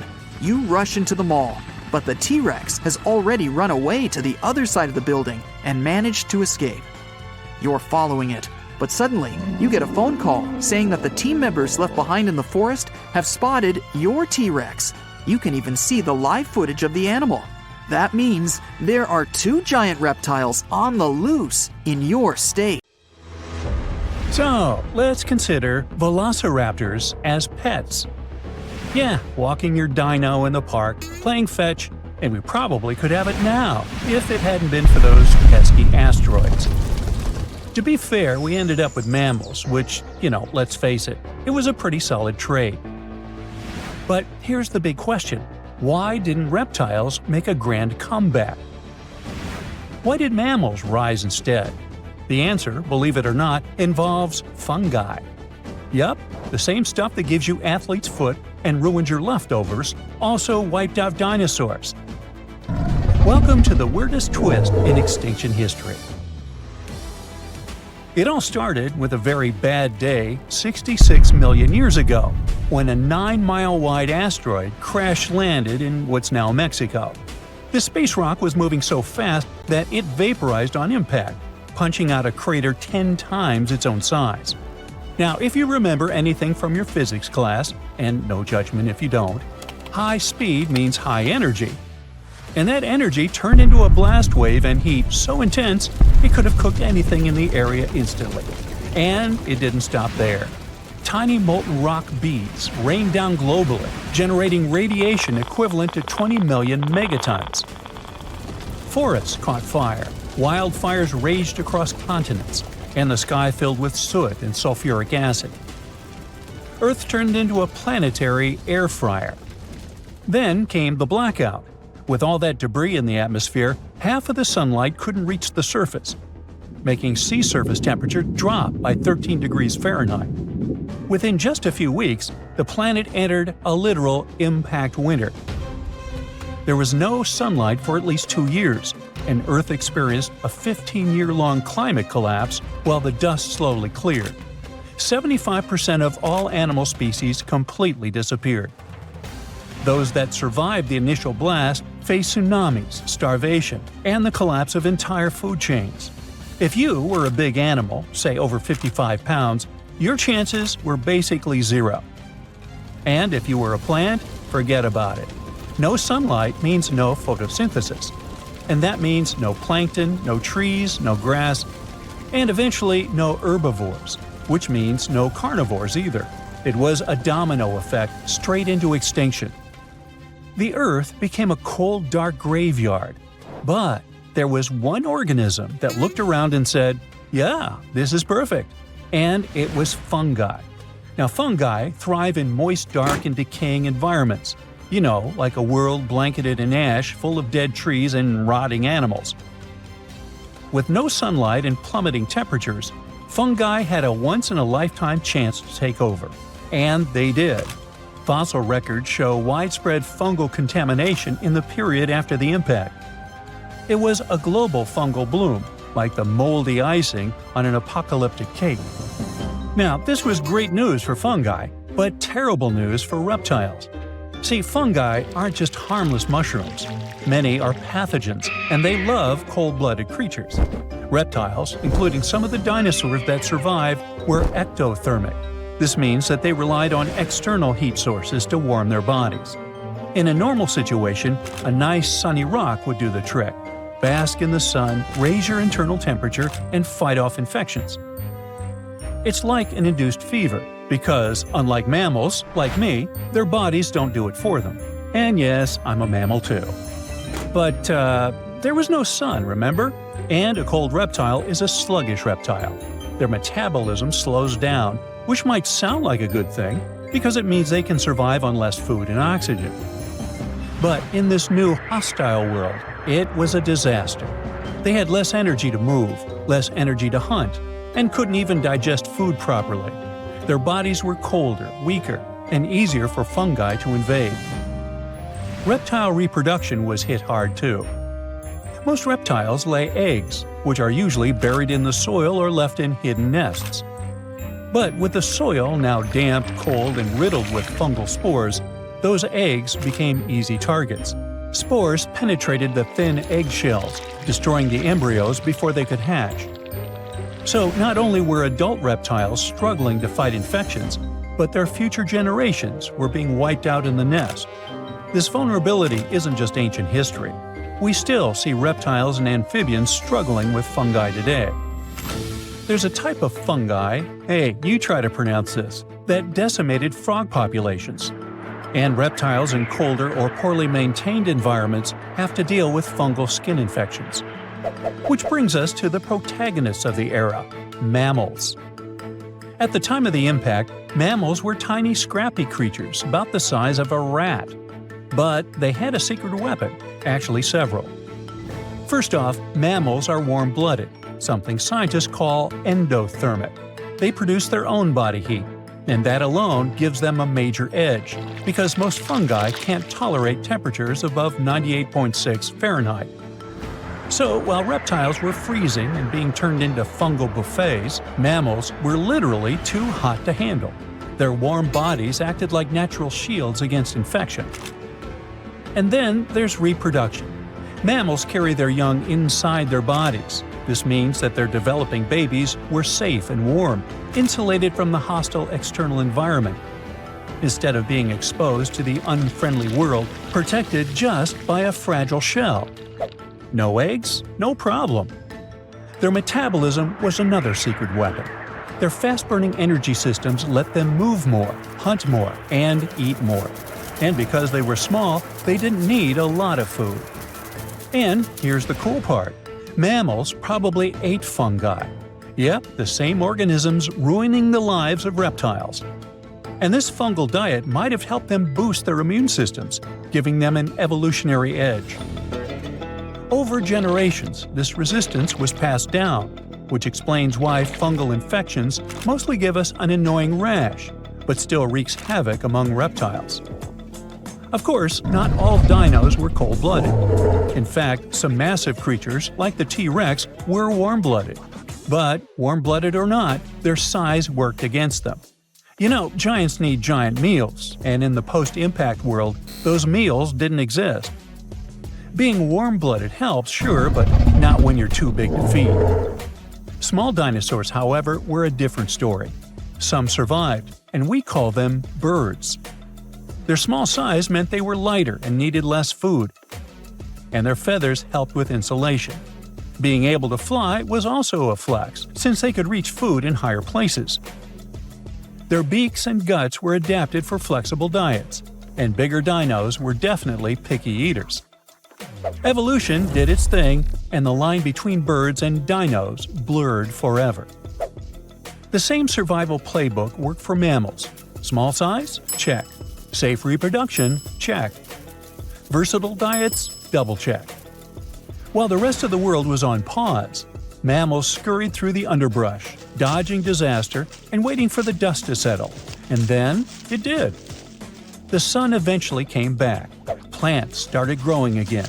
Life rebooted. But this time, the stage was different, with big reptiles mostly gone. No more towering predators, no more thundering herds of horned beasts. Mammals had room to stretch, and they did. They grew fast, but not too fast. Mammals never got dinosaur-sized, And that's not a coincidence. Large herbivores today, like elephants, have it easy since their food doesn't run away from them. But large predators are rare for a good reason. Hunting is hard. Your prey sees you coming, so you can't be a big, tall dummy running around. Besides, you need energy to chase, stamina to fight, and a metabolism to match. And you know how that worked out for dinos. Not to mention, mammal bones aren't built like dinosaur bones. The latter had hollow structures, even air sacs, to support their size. But if you stack too much weight on a mammal's bone, it'll snap. Nature has limits, and mammals have learned to work within them. So, when the light returned, reptiles were fewer and more fragile, clinging to the edges of ecosystems. Mammals, on the other hand, were everywhere. Before the asteroid, dinosaurs kept mammals small, and mammals, well, they didn't get much say about that. But now, with the giants gone, mammals could finally level up. And fungi? Well, they stuck around too. But mammals had already passed the ultimate test and came out on top. Thanks to their body heat, internal babies, flexible diets, and a little help from some deadly mushrooms, mammals inherited Earth. So yeah, no pet velociraptor. But maybe that's okay. You got a cat, right? Close enough. Actually, I think dogs are better. How do you feel about that? Let me know in the comments.